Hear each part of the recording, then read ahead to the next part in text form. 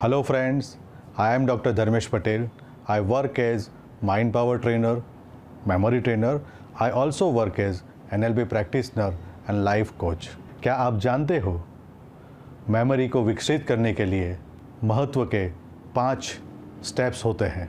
ये 5 स्टेप्स कौन से हैं आज हम ये वीडियो में देखेंगे।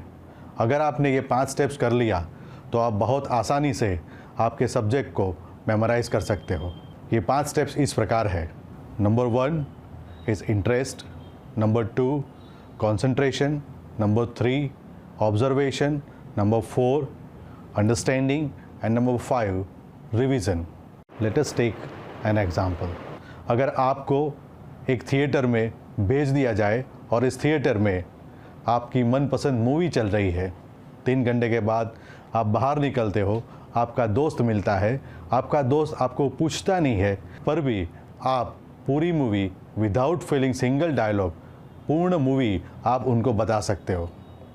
पर आपको ही आपकी टेक्स्ट बुक के साथ एक कमरे के अंदर 3 घंटे के लिए बिठा दिया जाए और बाहर निकलते हो 3 घंटे के बाद और पूछा जाए कि आपको कितना याद है, तो आप ही बता सकते हो हमें कितना याद रहता है।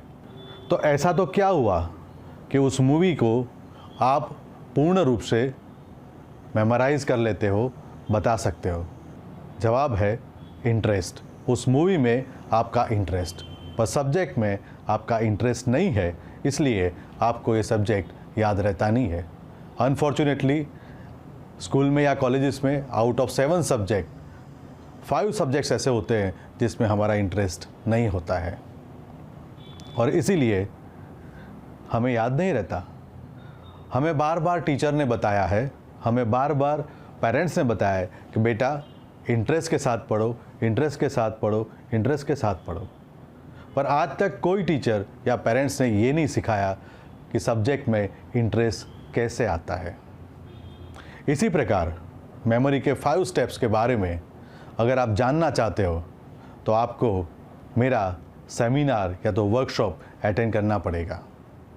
हर टीचर ये कहता है कि बेटा कंसंट्रेशन के साथ पढ़ो, एकाग्र बन के पढ़ो, एक चित्त होके पढ़ो, पर कोई नहीं सिखाता कि सब्जेक्ट में कंसंट्रेशन कैसे आता है। क्या आप जानते हो रिवीजन की प्रॉपर मेथड क्या है? फर्स्ट रिवीजन कब होना चाहिए, सेकेंड रिवीजन कब होना चाहिए, थर्ड एंड फोर्थ रिवीजन कब होना चाहिए? अगर आपको ये प्रॉपर टाइमिंग पता है तो आप आपकी मेमोरी को बढ़ा सकते हो। तो इस वीडियो के अंत में मैं आपको इनवाइट करना चाहता हूँ, come and attend my seminar. Thank you very much.